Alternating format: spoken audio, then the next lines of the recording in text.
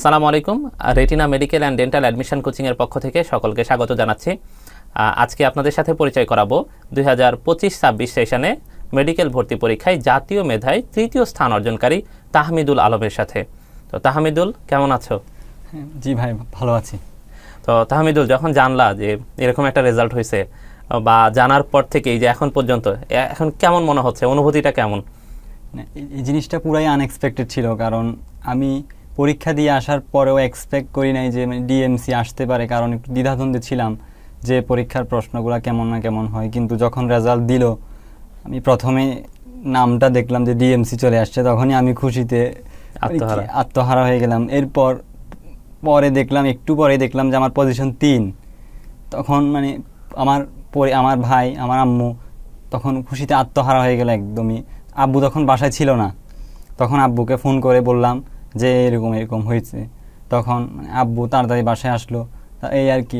তখন খুশিতে এরকম খুশি আর পরিবারে আর কখনো আসে নাই, এর চেয়ে বড়। জীবনে অনেক পরীক্ষা দিছি, কিন্তু পরীক্ষার রেজাল্ট তো অনেক সময় অনেকবার ভালো হয়, কিন্তু এটাই সবচেয়ে বেশি সিগনিফিকেন্ট ছিল। এইটাই, যাক আলহামদুলিল্লাহ, এটা তো খুবই খুবই অসাধারণ।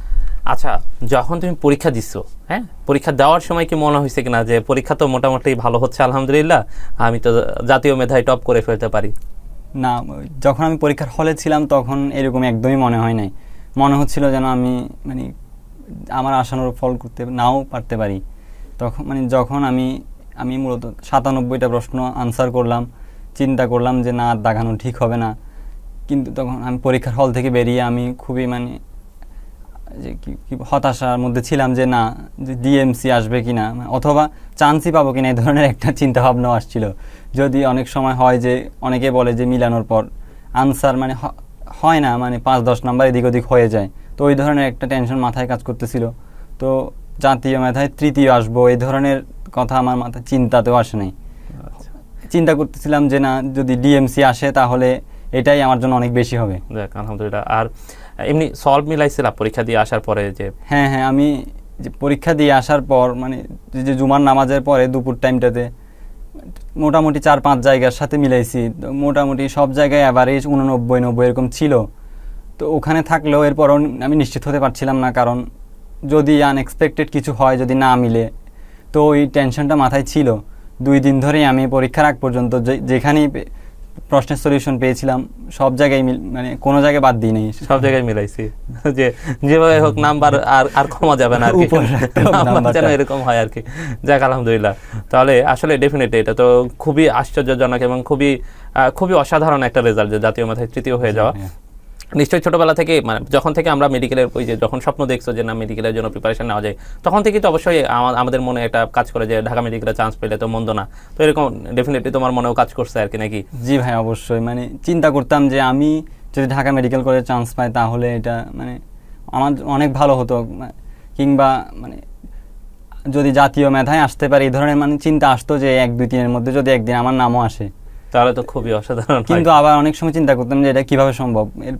তো মাঝে মধ্যে চিন্তা আসতো যে হয় যদি আসলে তো আল্লাহর রহমত এটা।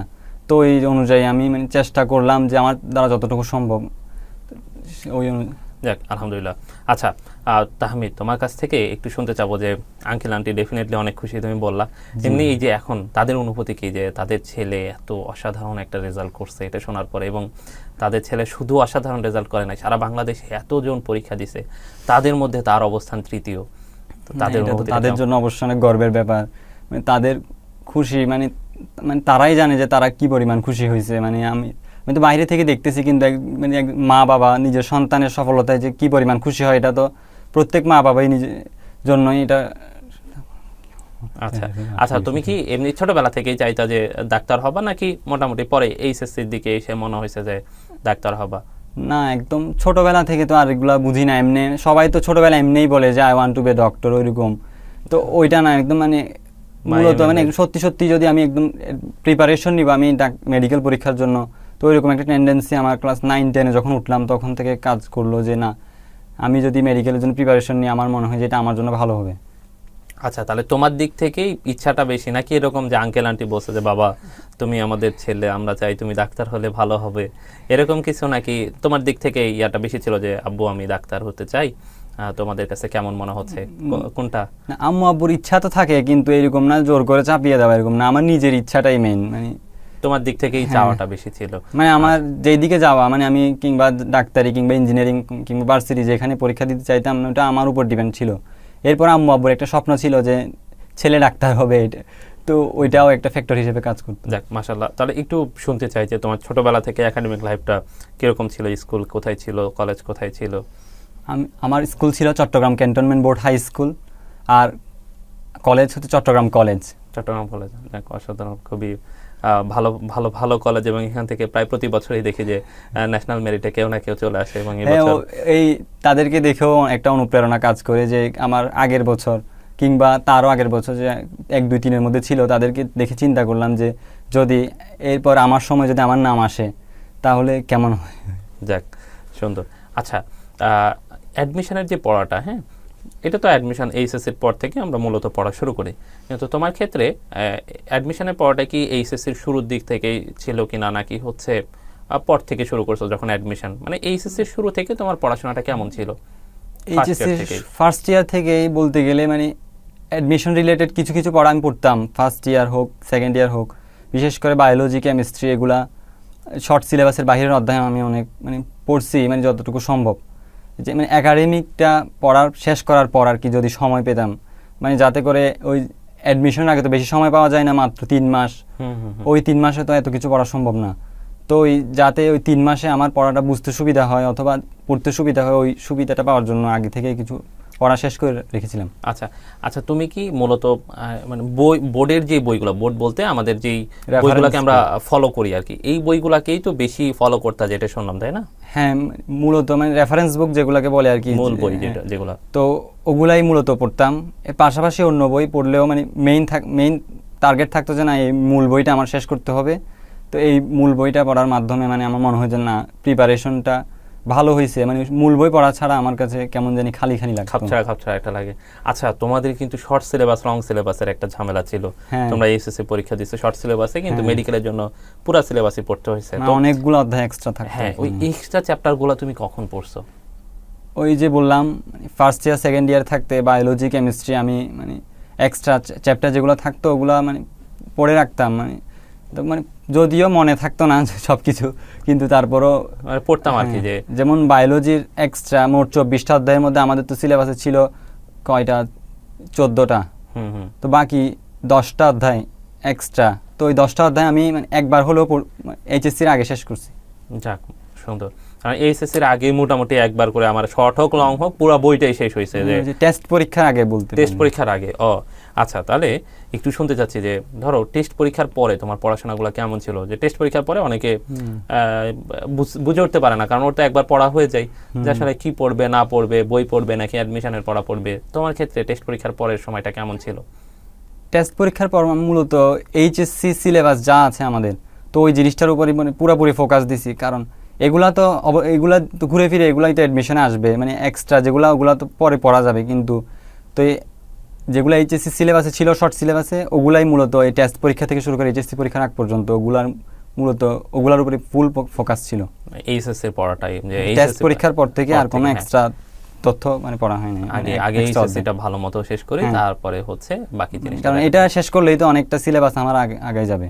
হ্যাঁ আচ্ছা, অ্যাডমিশনের সময় যদি আসি, হ্যাঁ, তোমার এমনি অ্যাডমিশন সময়ে এই টাইমটাতে ডেইলি রুটিনটা কেমন ছিল? কারণ অনেক জুনিয়র আছে যারা ভবিষ্যতে তাহমিদুল আলম হইতে চাবে, বিশেষ করে ধরো চিটাগাং কলেজের এইচএসসি 26 ব্যাচের 27 ব্যাচের যারা আছে সবাই বলবে যে আমরা তাহমিদুল ভাইয়ের মতো হইতে চাই, কিভাবে পড়াশোনা করলে আমরা এই জাতীয় মেধায় এরকম টপ করতে পারবো। তো এইটা একটু শুনতে চাচ্ছি যে পড়ার রুটিন কি এরকম ছিল যে আমি সারাদিন পড়তাম, কোনো ব্রেক নাই, রাত দিন 24 ঘন্টা এরকম, নাকি না আমি হিউম্যানের মতোই ভাই মোটামুটি দিনে? এক একজনের পড়ার স্টাইল তো এক এক রকম থাকে, অনেকে একটু বেশি পড়ে, অনেকে একটু কম পড়লেও মনে হয় যে না হইছে মানে। তো আমি রাত জেগে পড়া আমার অভ্যাস না, মানে আমি পারতাম না, যেমন রাত 12টা সর্বোচ্চ 12টা, এরপরে আমার পুরো পড়া যদি বাকিও থাকে আমি শেষ করে দিতাম, যে পরের দিন ঘুম থেকে উঠে দেখা যাবে যা কী হবে। তো আমি মূলত যখন কলেজে যেতাম না তখন যেমন দুপুরের আগে একটা কয়েক ঘন্টা টাইম থাকতো পড়ার, তারপর দুপুরের পরে একটা সেশন, তারপর সন্ধ্যার পর থেকে আবার 12টার আগ পর্যন্ত, মাঝখানে আবার খাওয়া দাওয়া নামাজ, তো এগুলা বাদ দিয়ে যা সময় থাকতো সকাল থেকে রাত পর্যন্ত এর মধ্যেই, তো আচ্ছা রাত জেগে কখনো পড়া হয় নাই। অনেকে যে সারা রাত পড়ে কিংবা তাদের স্টাইল এক এক রকম হইতে পারে, অনেকে যারা দিনের বেলা পড়তে পারে না, রাতে ভালো মনোযোগ দিতে পারে, তো এটা তাদের ব্যাপার। তাহলে ভাইয়া কখনো এই যে এরকম অমানসিক যে একদিন আমি 16 ঘন্টা 17 ঘন্টা পড়ে ফেলতেছি এরকম না, যে একজন কোনোদিন না। স্বাভাবিক মানুষ যতটুকু পড়তে পারে যতটুকু হ্যাঁ। পড়া উচিত, এবং তোমার মোটামুটি আগের দিকেই ঘুমিয়ে যাওয়ার অভ্যাস রাতে হ্যাঁ। এবং সকালের দিকে পড়ার একটা ভালো হ্যাঁ। অভ্যাস আছে, তাই তো? আর এমনিতেই যে এই সময়টাতে অ্যাডমিশনের সময় যেটা হয় যে স্টুডেন্ট অনেক বেশি হতাশ হয়ে যায়, অনেক অনেক চাপ কাজ করে স্বাভাবিকভাবে, ধরো অ্যাডমিশন অবশ্যই কাজ করতে পারে, কারণ এই যে অ্যাডমিশন এটা তো মানে আমাদের লাইফ একটা অনেক বড় ডিসিশন নিতে হেল্প করবে। এই যে মাত্র 1 ঘন্টা 15 মিনিটের পরীক্ষা দেওয়ার পর ডিসাইড হয়ে যাবে যে আমি কি সামনে ডাক্তার হব নাকি হব না, এটা তো এই পরীক্ষার ব্যাপারে চিন্তা করলে অনেকেই অনেক বেশি মানে চিন্তা ওর ভিতরে একটা ইয়া চলে আসে আর কি, যে অটোমেটিক একটা হতাশা চলে আসে যে ভাই মানে 1 ঘন্টা 15 মিনিটে যদি আমি ভালো কিছু পরীক্ষা দিতে না পারি তাহলে কি হবে। মানে অনেক ভালো স্টুডেন্ট হয়তো এটার কারণে মানে চাপে পড়ে যে দেখা গেছে যে হ্যাঁ সহজ জিনিস ভুল করে চলে আসে, ওই 1 ঘন্টা 15 মিনিটে তার যে নার্ভ ধরে রাখতে পারে না। হ্যাঁ হ্যাঁ এইটা। আর এমনি ধরো যে এই যে অ্যাডমিশনে যখন পড়াশোনা করতেছিলা ডেইলি, এই যে প্রায় 2.5-3 মাসের একটা জার্নি, এইবার তোমাদের ক্ষেত্রে জার্নিটা একটু মানে সময়টা একটু বেশি কম্প্যাক্টেড হয়ে গেছিল, তো এই সময়টাতে ডেফিনেটলি অনেক বেশি প্রেশার আসছে। অনেক সময় মনে হয়েছে হয়তো আমি চান্স পাবো না, অনেক সময় মনে হয়েছে না আমি হয়তো চান্স পাবো কিন্তু ভালো জায়গায় চান্স পাবো না, এরকম তো অনেক ধরনের চিন্তা ভাবনা মনের মধ্যে বিভিন্ন সময় আসতো। তো এই হতাশাগুলা কাটায় উঠে যে না ঠিক আছে এগুলো কোনো ব্যাপার না, তারপরে আমাকে পড়তে হবে, তো এইটা কিভাবে করছিলা? যে কোনো কিছু কি ছিল কিনা যেটা তোমার মোটিভেশনের উৎস হিসেবে কাজ করছে? মোটিভেশনের উৎস মূলত যে মানে আমার পরিবারের সবার আগ্রহ যে না তুমি পারবা, তো আমার নিজেরও ইচ্ছা যে আমার আল্লাহ তো সবার জন্য ভালো কিছুই রাখেন, আমি চিন্তা করতাম যে না আমার জন্য নিশ্চয়ই ভালো কিছু রাখছে আল্লাহ। তো মাঝে মধ্যে যদি চিন্তাগ্রস্ত মানে মানুষ তো হয়, মাঝে মধ্যে মনে হয় যে না আমি কি পারবো, তো তখন মানে চিন্তা করতাম যে আবার চিন্তা করতাম আল্লাহ নিশ্চয়ই ভালো কিছু রাখছে, তো আমি চেষ্টা করতাম নিশ্চয়ই ভালো কিছু হবে। তো এই চিন্তা নিয়েই আমি এই যে আমার অ্যাডমিশন জার্নিটা এটা ফুলফিল করার চেষ্টা করছি। যাক আলহামদুলিল্লাহ, খুবই সুন্দর। আর এমনি বন্ধু বান্ধবদের নিয়ে কিছু বলতে চাও কিনা, যে তোমার যে বন্ধু বান্ধবরা ছিল বা যাদের সাথে পড়াশোনা করছো স্কুল লাইফ থেকে কলেজ লাইফ পুরো সময়ে? হ্যাঁ, মানে যেমন আমার কলেজের অনেক বন্ধুই মানে ওদের অনেকের কাছ থেকে অনেক ছোটোখাটো বিষয় শিখছি, যে মানে অনেক কিভাবে পড়তে হয়, কে কীভাবে পড়ে এক একজনের কাছ থেকে একটা দেখে মানে আমি নিজের মতো করে একটা আইডিয়া তৈরি হইতো, এরকম অনেক হেল্পফুল ছিল। যেমন কলেজের বন্ধুদের ক্ষেত্রে বিশেষ করে, স্কুল লাইফের বন্ধুরাও সাপোর্ট করতো যে তুই নিশ্চয়ই ভালো কোথাও চান্স পাবি, মানে আমাদের ক্লাসের সবচেয়ে ভালো মানে রেজাল্ট করবি তুই, এরকম বলতো অনেকে, তো মানে এভাবে উৎসাহ দিত সবাই দেখা হইলে। হ্যাঁ, এগুলো একটা ভালো লাগা কাজ করতো এবং মনে হইতো যে একটা রেসপন্সিবিলিটি, তারা যেহেতু মানে এত মানুষ আমার উপর আশা নিয়ে বসে আছে, তো আমার নিশ্চয়ই ভালো করতেই হবে। হ্যাঁ, যাক আলহামদুলিল্লাহ। আর এমনি এই সময় ওই যে আমাদের স্টুডেন্টরা যেটা হয় যে ফোনের প্রতি অ্যাডিকশন অনেক বেশি আমাদের স্টুডেন্টদের, বা একবার ফোন নিয়ে একদম ফোন টিপতে টিপতে অবস্থা খারাপ, এই ফেসবুকে স্ক্রলিং করতে করতেই হ্যাঁ তাদের অবস্থা খারাপ হয়ে যায় আর কি। তো এই সময় আমি তোমাকে কয়েকটা কোশ্চেন করতে চাই যে তোমার ফোন ছিল কি না? ছিল, আমার ফোন ছিল, মানে আমার লেখাপড়ার তো ফোনের উপরে ডিপেন্ডেন্ট, মানে আমি যেহেতু অনলাইন ক্লাস করতাম সেই জন্য মানে ফোন ছাড়া তো চলবে না। আচ্ছা আচ্ছা। আর এমনি ফোন যাক, তাহলে তুমি পজিটিভ ওয়েতে হচ্ছে তোমার ফোনটাকে কাজে লাগাইছো। সোশ্যাল মিডিয়াতে কোনো অ্যাকাউন্ট ছিল কিনা, এবং এখানে এরকম এই যে স্ক্রলিং এর এই অ্যাডিকশন ছিল কিনা? না, অ্যাকাউন্ট বলতে সবই আছে, মানে ফেসবুক ইউটিউব আছে, কিন্তু যেমন একাডেমিক লাইফটাতে টাইম ওয়েস্ট হইতো ইউটিউব ফেসবুকে মোটামুটি, মাঝে মধ্যে মানে নিজের অজান্তে অনেক টাইম নষ্ট করতাম, কিন্তু অ্যাডমিশন লাইফটাতে যেমন এই 2.5-3 মাসের এখানে মানে মোটামুটি ফেসবুক চালাই নাই বললেই চলে, মানে আমি ডিঅ্যাক্টিভ করি নাই কিন্তু মানে চালাই নাই আমি, একদম মিনিমাল যতটুকু না হলেই না আর কি। ইউটিউব থেকে মানে বিভিন্ন গুরুত্বপূর্ণ জিনিস দেখা লাগতো, বিভিন্ন নিউজ কিংবা কোনো পড়ার না বুঝলে ওখান থেকে মানে তো মানে কোনো টপিক না বুঝলে ওখান থেকে ধারণা নেওয়া যায় ইউটিউব থেকে। আচ্ছা, তাহলে বেশ সিনসিয়ার স্টুডেন্ট ছিল, এভাবে ফোনের প্রতি ওই রকম অ্যাডিকশন ছিল বলা যায় না আর কি, যে একদমই অ্যাডমিশন লাইফটাতে। হ্যাঁ, অ্যাডমিশন লাইফটাতে যখন প্রয়োজন হয়েছে তখন আমি যখন ক্লাস করছি, যখন কিছু দেখতে হবে অতটুকুতেই আমরা ব্যবহার করছি। আচ্ছা, তোমার কাছ থেকে একটু জানতে চাচ্ছি, ধরো সাবজেক্ট ভিত্তিক এক একটা সাবজেক্টের এক এক রকম ভাবে মেডিকেলের জন্য পড়তে হয়। একাডেমিকের পড়াশোনায় অলমোস্ট ওগুলা পড়াশোনায়, কিন্তু থাকে যে একটু হয়তো ডিফারেন্ট ওয়েতে পড়ার স্টাইল ভিন্ন হয়, কারণ একাডেমিকে সৃজনশীল লিখতে হয়, কিংবা এখানে তো আমাদের অ্যাডমিশন তো শুধু এমসিকিউর উপর হয়, তো পড়ার আর যে মানে পড়ার ডিটেলসগুলো ভিন্ন থাকে। মানে আমাদের অ্যাডমিশনের জন্য আমরা অনেক ডিটেইলভাবে পড়তে হয় জিনিসগুলা, তো একাডেমিকে তো অত ডিটেইলভাবে পড়া হয় না। হ্যাঁ, এইটাই, এই জন্যই একটু জানতে চাচ্ছি যে ধরো বায়োলজিতে তো অনেক ইনফরমেশন, তাই না, প্রচুর ইনফরমেশন। তো এই বায়োলজিটা কিভাবে পড়াশোনা করছো, এবং তোমার কাছে কি মনে হয়েছে কোন ওয়েতে পড়াশোনা করলে বায়োলজিটার এই ভয় স্টুডেন্টদের কেটে যাবে? তো আমি মানে প্রত্যেকটা সাবজেক্টের জন্যই তো ক্লাস করতাম, তো ক্লাস করে মূল বইটাই আমি আবার মানে ভালো করে মানে পড়ার চেষ্টা করতাম, কারণ শুধু ক্লাস করলে হয় না, ক্লাস করার পর আবার নিজে যখন একবার পড়ি তখন মানে একটু সহজ লাগে, এরপর 2-4 দিন পর যখন ওই অধ্যায়টা আবার পড়ি তখন আবার মানে আরেকটু সহজ লাগে। মূলত ওই বায়োলজিটা মানে যত বেশি পড়া যায় তত বেশি মানে মাথার মধ্যে গেঁথে থাকে কিছু তথ্য, রিভিশন যত বেশি হবে। আচ্ছা, আর তাহলে বায়োলজির ক্ষেত্রে তোমার পরামর্শ হচ্ছে যে যত বেশি পড়া যায় বেশি রিভিশন দিতে হবে, আর একটু মানে পড়াগুলা যেহেতু বায়োলজিতে মুখস্থটাই পড়া বেশি, একটু মানে বুঝে মুখস্থ করলে, সরাসরি মুখস্থ না করে অনেক নেমোনিক থাকে অথবা অন্য কোনোভাবে জিনিসটাকে ফিল করে যদি মুখস্থ করা যায় তাহলে এটা বেশি মনে থাকে, কারণ কাজের টাইম মনে আসে না, হয় এমনি মুখস্থ করলে মনে আসে না। আচ্ছা, আর ফিজিক্স আর কেমিস্ট্রির ক্ষেত্রে, ফিজিক্সের ক্ষেত্রে আগে বলি যে ফিজিক্সে এবার একটু নাম্বার কমাইছে, এটা একটা ব্যাপার। আবার হচ্ছে ফিজিক্স দেখো আজীবন আমরা পড়ছি কিরকম ম্যাথমেটিক্যাল জিনিসপত্রগুলো বেশি পড়ছি, যে গ এবং ঘ নাম্বারে এই টাইপেরই প্রবলেমসগুলো আসতো সৃজনশীল প্রশ্নে, আমরা এগুলাই সলভ করতাম। এমসিকিউতেও একটা বড় সংখ্যক হচ্ছে ম্যাথ থাকতো, যেটা আমাদের এইচএসসির সিলেবাসটা। কিন্তু অ্যাডমিশনে এসে আমরা ফিজিক্সের যেই মূল ফিজিক্স, যেই মূল ম্যাথের যে জায়গাটা, ওগুলা টোটালি হয়তো আমরা ওইভাবে পড়ি না ওগুলা। হ্যাঁ, তো এই ফিজিক্সটা কিভাবে পড়ছিলা? ফিজিক্স একাডেমিক লাইফে মূলত আমি ওই যে একাডেমিকের জন্যই পড়ছিলাম, মানে ওই মেইন বই অত খুঁটিনাটি করে পড়া হতো না ফিজিক্সটা।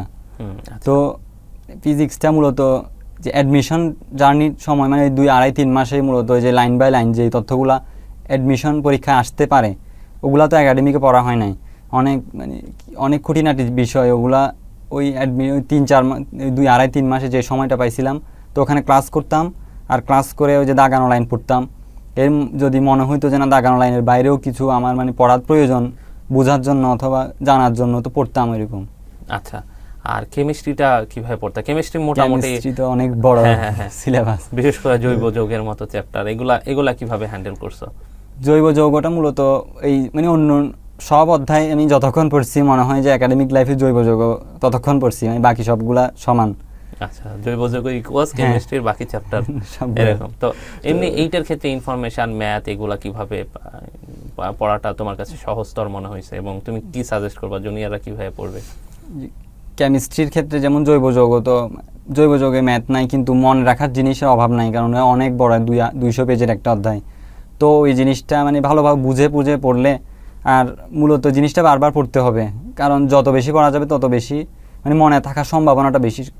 আর এই যে মানে একজন স্টুডেন্টের পক্ষে সব কিছু আসলে মনে রাখা সম্ভব না, যত বেশি মনে রাখা যায় তত ভালো আর কি সবার জন্য।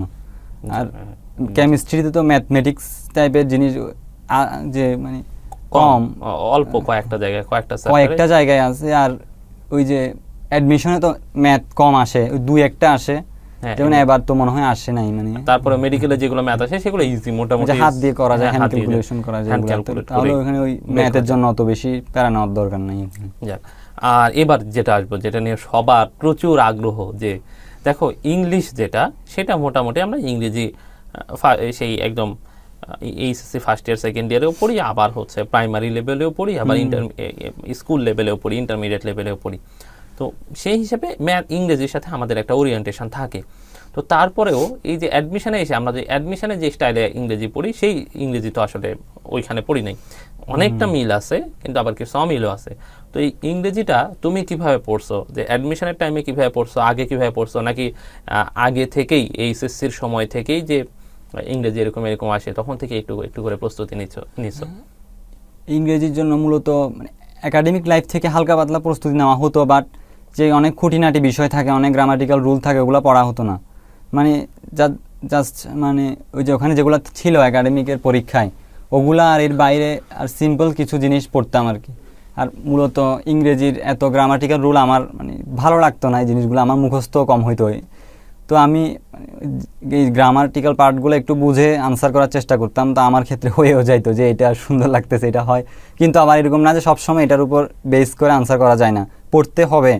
কিন্তু আমি একাডেমিক লাইফে ইংরেজি জন্য মানে পড়ছিলাম একজন স্যারের কাছে প্রাইভেট পড়ছিলাম, আর অ্যাডমিশন লাইফে আর অন্য কোথাও পড়া হয় নাই। ওই যে মানে কোচিং সেন্টার অনলাইন ক্লাস যেগুলো হইতো, তো ওগুলার উপরেই বেস করে পড়তাম, এই পড়াটাই আর কি, তাই না? আচ্ছা, তো এবার এই যে জিকে নিয়ে, জিকে তো আমাদের ওই সময়ে কোনো ওরিয়েন্টেশন নাই, ঠিক আছে?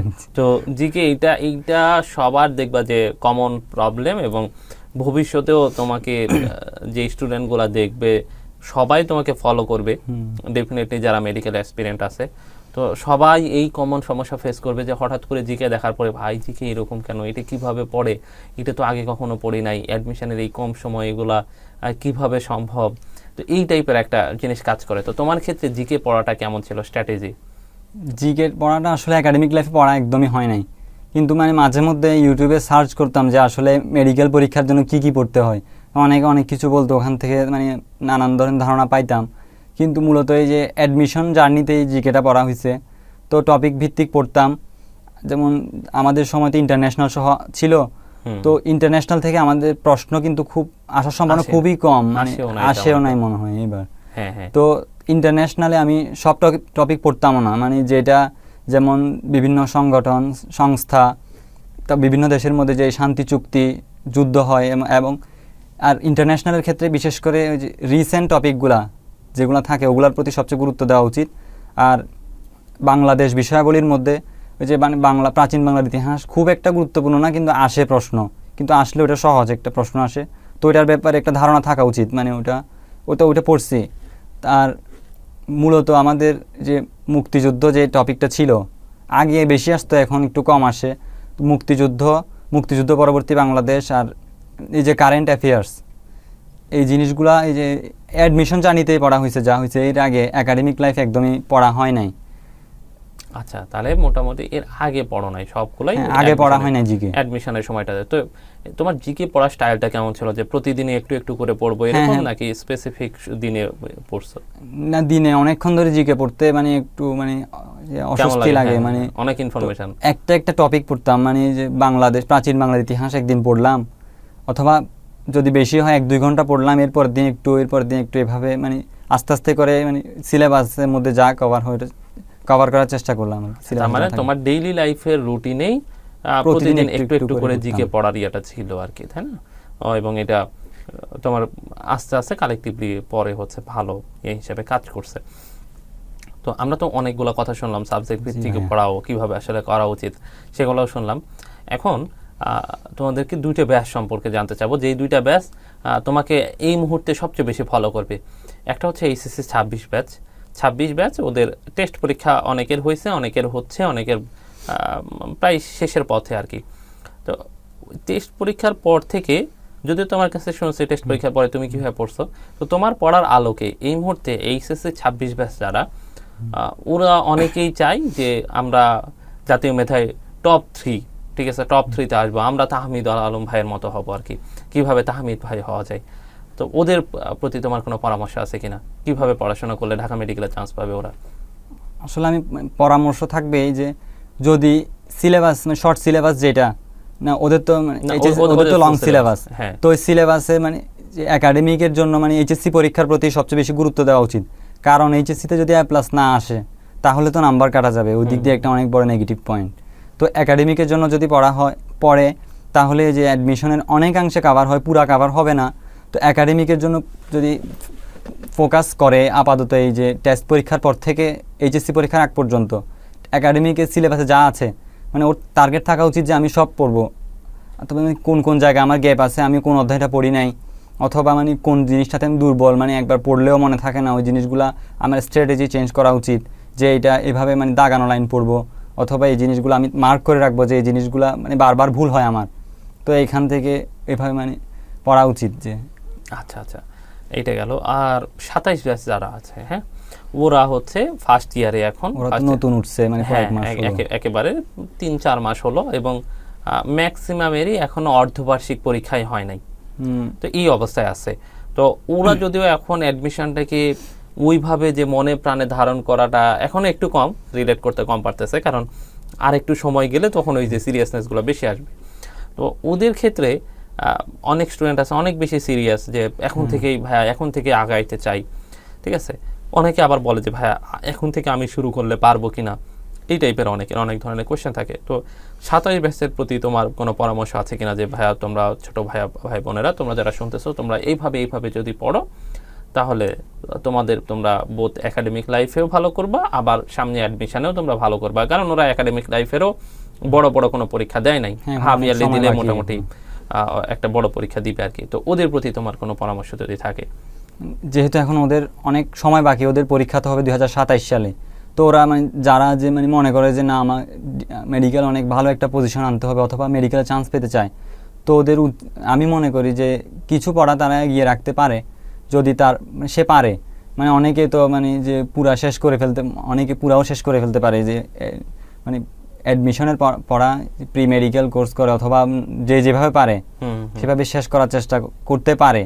আর যদি মনে হয় যে না আমি পারবো না, তাহলে একাডেমিকের পড়াটা আগে ভালো করে পড়ো, তাহলে মানে অনেকটাই কভার হয়ে যাবে।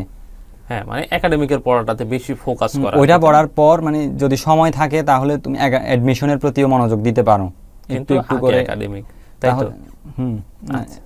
আচ্ছা, এটা গেল। তা তো এই মোটামুটি অনেক কিছু শুনলাম।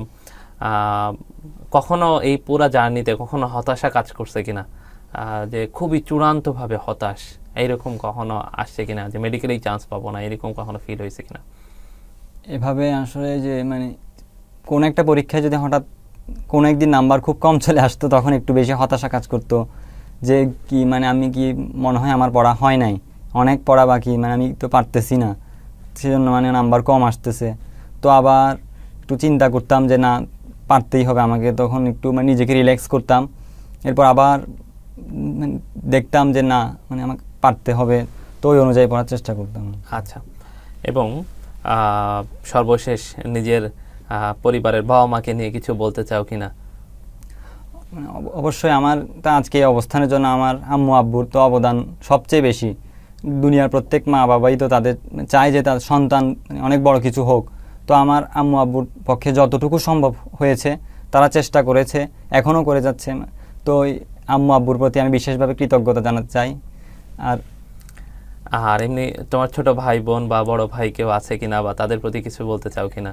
হ্যাঁ, আমার মানে 2 ভাই আমার 1 বোন যারা আছে, মানে ওরাও আমার প্রতি খুব সাপোর্টিভ ছিল, যে মানে আমাদের ভাই যে অ্যাডমিশন দিবে, সামনে ডাক্তার হবে, তো ওদের অনেক বেশি আগ্রহ কাজ করতো, ওদেরকে দেখে আমিও নিজে একটু মোটিভেশন পাইতাম।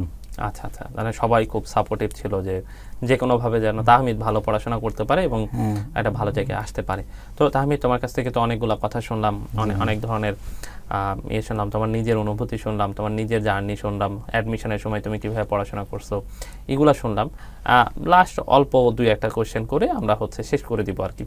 তো এখন এই যে ধরো অ্যাডমিশনের দিনে ওই পরীক্ষার সময় ম্যাক্সিমাম স্টুডেন্টের একটা প্রশ্ন থাকে যে ভাইয়া পরীক্ষার আগের দিন রাতে কী করব, ওই দিনে কি সবগুলো পড়ে ফেলবো, আদৌ কি পড়া সম্ভব বা কি করা উচিত?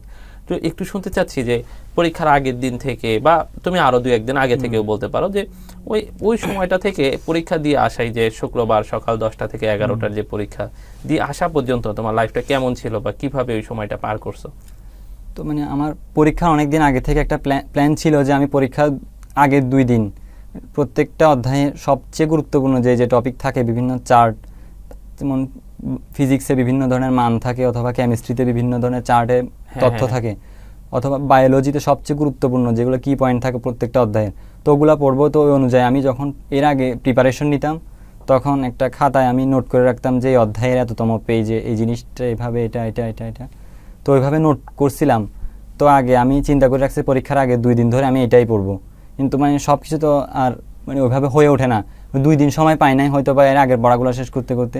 তো পরীক্ষার আগের দিন একদিন মানে আমি মূলত ওই জিনিসগুলোই পড়ছিলাম, যে প্রত্যেকটা অধ্যায়ের সবচেয়ে গুরুত্বপূর্ণ যে জিনিসগুলো ওগুলো একবার মেমোরাইজ করার চেষ্টা করছি।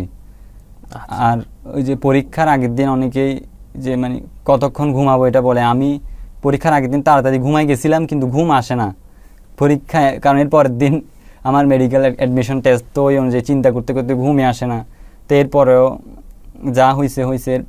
সকালে পরীক্ষার দিন অনেক টেনশনের মধ্যে ছিলাম। পরীক্ষার হলে আমি শান্ত হয়ে বসেছিলাম, কারোর সাথে কথা বলি নাই আমি। তার মানে প্রায় 1 ঘন্টা আগে, প্রায় 9টার দিকে আমি হলে ঢুকছিলাম, তো তখন 1 ঘন্টা ধরে বসেছিলাম। আর একটা জিনিস যে মেডিকেল পরীক্ষায় আমার রোল নাম্বারটা লিখতে ভুল হয়েছিল তো আমি সাথে সাথেই খাতা চেঞ্জ করে নিছিলা? সাথে আমি স্যারকে বললাম যে স্যার আমার এখানে ভুল হয়ে গেছে, এখন কি করব। তো স্যার, আমি প্রথমে ভাবলাম যে স্যার একটু মানে মেজাজ গরম, মানে কিছু বলে কিনা। এবার দেখলাম যে না, স্যার অনেক ঠান্ডা মেজাজে আমার মানে প্রশ্নটা নিয়ে গিয়ে আবার চেঞ্জ করে আমাকে আরেকটা দিল। তো তখন আমি অনেক নার্ভাস হয়ে গেছিলাম। প্রথম 10-15 মিনিট আমি অনেক নার্ভাস ছিলাম এটার জন্য। আর ওই রোল নাম্বারটা আমি একদম যে 5-10 মিনিট সময় নিয়ে ভালো করে দেখে তারপর লিখছি। তো এই জিনিসটা, ভুলটা যেন কেউ না করে, ওটার জন্য আমি মনে করি যে আগে থেকে একটু সতর্ক থাকা উচিত। আর শুরুর দিকের কোশ্চেন দেখে কি মনে হচ্ছিল যে আরে না, কোশ্চেন তো খুব ইজি, নাকি প্রথম দুই একটা কোশ্চেন দেখে নার্ভাসনেস আরো বাড়ছে? না, যেমন আমি যে একদম প্রথম প্রশ্নটা পারি নাই বলতে পরে দাগাইছি, হয়েছে ওইটা, কিন্তু প্রথমে গ্যাপ মানে স্কিপ করে গেছিলাম। আচ্ছা। তো ওই অনুযায়ী মানে প্রশ্ন দেখে যখন একটা আনসার করতেছিলাম তখন মনে হচ্ছিল না অতটা কঠিন না, কিন্তু এরপরও যে আমার পুরা দাগানোর পর দেখলাম যে অনেকগুলা গ্যাপ থেকে গেছে, এগুলা যদি ফিল আপ করতে না পারি তাহলে তো আমি টিকবই না। তো তখন আস্তে আস্তে আমি আবার মানে প্রথম থেকে শেষ পর্যন্ত একবার আমি দেখতে থাকলাম যে কোনটা আমার দাগানোর মতো আছে, ওটা আমি দাগাইছি। এরপর যে শেষ এরকম করতে করতে শেষ পর্যন্ত 97টা দাগানো হয়েছে। তারপর চিন্তা করলাম তো আর তো দাগানোর নাই, তো তখন টাইমও শেষ। এরপর পরীক্ষা দেওয়ার পর কিছুক্ষণ ওখানে বসেছিলাম, তখনই আমার মাথায় টেনশন ঢুকলো যে টিকবো কিনা। পরীক্ষা দিয়ে এত ভালো পরীক্ষা দিয়ে মনে হয়েছে টিকবো কিনা। আচ্ছা, এরপর বের হয়ে আসার পরে কি ছিল? বাসায় কেউ ছিল পরীক্ষার হলে? হ্যাঁ, আমার সাথে আমার মেজো ভাই আর আমার ছোট বোন গেছিল, তো ওরা বাইরে ছিল। তো আমি বের হয়ে, তো ওরা আমার চেহারার অবস্থা থেকে বলতেছে কি পরীক্ষা ভালো হয় নাই। তো আমি বললাম যে হয়েছে মোটামুটি, এখন নিশ্চিত না। তো সিএনজিতে যখন বাসায় যাচ্ছিলাম তখনও মানে আমি পুরাপুরি নিশ্চিতভাবে বলতে পারতেছিলাম না যে আমার পরীক্ষা এরকম ভালো হয়েছে অথবা খারাপ হয়েছে। আমি বললাম যে গিয়ে মিলাই দেখলে তারপর বুঝতে পারবো যে হয়েছে কিনা। তো তখন মানে বাসায় গিয়ে দুপুরে যখন মিলাইছি তখন কিছুটা মানে একটু স্বস্তি পাইলাম।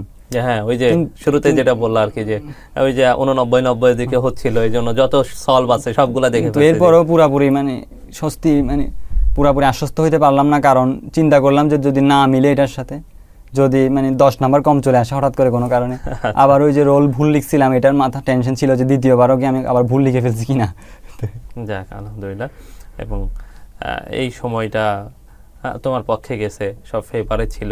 তো এখানে একটা জিনিস খুব শেখার আছে, যে যেটা হয় যে আমরা যখন মোটামুটি পরীক্ষা দিই তখন আরে না, পরীক্ষা তো খুব ভালো হয়েছে, সেটাই হয়েছে, খুবই সুন্দর, খুবই এই সেই।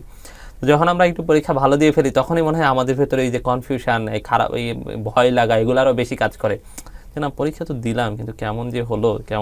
যেমন তোমার ক্ষেত্রে যে ভয়, একটা শঙ্কা কাজ করতেছিল যে আসলে হবে কিনা, কি হয়েছে নাকি আমি কি ঠিক দাগাইছি কিনা। হ্যাঁ, যাক, তারপরেও সবকিছু আলহামদুলিল্লাহ, সবকিছু তো পজিটিভ দিকে গেছে। তো আমরা শেষ একটা কোশ্চেন করতে চাই, যে সর্বশেষ ধরো তুমি একটা লম্বা জার্নি শেষ করলা, মোটামুটি এই 12 বছর তোমার যে একাডেমিক লাইফটা গেল, এইটার একটা প্রতিফলন, সম্মিলিত প্রতিফলন বলতে গেলে যে এই একটা মেডিকেল ভর্তি পরীক্ষার রেজাল্ট, তাই না?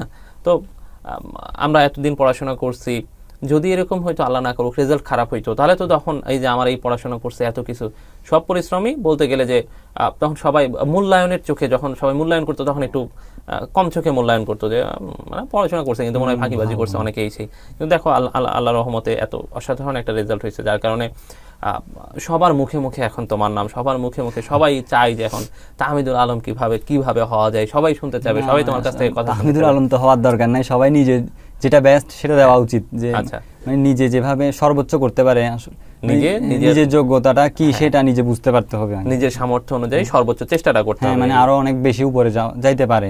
এটাই এখন এইটাই বলতে চাচ্ছি আর কি, যে সর্বশেষ কোনো কিছু বলার আছে কিনা, যে এই পুরো একটা জার্নি শেষ করার পরে যে উপসংহার টানতেছো, কারো উদ্দেশ্যে কিছু বলবা কিনা? যারা এই যে আমার এই পুরা জার্নিতে আমার সাপোর্ট ছিল, আমার ফ্যামিলি, অথবা আত্মীয় স্বজন যারা আমার শুভাকাঙ্ক্ষী ছিল ওদের সবাইকে যে ধন্যবাদ, যে আমার জন্য তো মানে আশাবাদ, তারা সবাই আমার প্রতি আশাবাদী ছিল এবং শুভাকাঙ্ক্ষী ছিল, তো তাদের সবার প্রতি এটাই কৃতজ্ঞতা জানাই। যাক আলহামদুলিল্লাহ। তো আমরা সবাই তাহমিদুল আলমের কথা শুনলাম এবং শুনে আমরা বুঝলাম যে মেধাবীরা আসলে পড়াশোনা করে, পরিশ্রম করে এবং তাদের পরিশ্রমের টাইপটা হয়তো একটু ভিন্ন হয়। আমরা সব সময় কাজগুলোকে ফেলে রাখি যে আমরা পরে কাজ করব, পরে পড়বো, কিন্তু তাহমিদ কিন্তু এরকম করে নাই। ওর শর্ট সিলেবাস থাকার পরেও লং সিলেবাসের চ্যাপ্টারগুলো ওর মনেই হচ্ছিল যে হয়তো এই পড়াগুলো মনে থাকবে না, কিন্তু তারপরে ও চেষ্টা করছে যে না, তারপরে আমি একটু একটু করে পড়ে রাখি যাতে অ্যাডমিশনের সময় আমার হেল্প হয়। তো এইভাবে করে ডে বাই ডে নিজেকে ওইভাবে প্রিপেয়ার করছে এবং মোটামুটি টেস্ট পরীক্ষার আগেই সে তার সব পড়াশোনাগুলো ভালো মতো একবার কমপ্লিট করে ফেলছে এবং এই টেস্ট পরীক্ষার পরেও সে এইচএসসিকেই মূলত ফোকাস করে পড়াশোনা করছে। তো এই যে পড়াশোনাগুলো আগে থেকে ইন্টারমিডিয়েট লাইফে করে ফেলা, এইটাই তাদেরকে হচ্ছে এক ধাপ আগে রাখছে, তাদেরকে অ্যাডমিশনের জার্নিতে আরও বেশি ভালো করার জন্য যে এই সহায়ক হিসেবে কাজ করছে।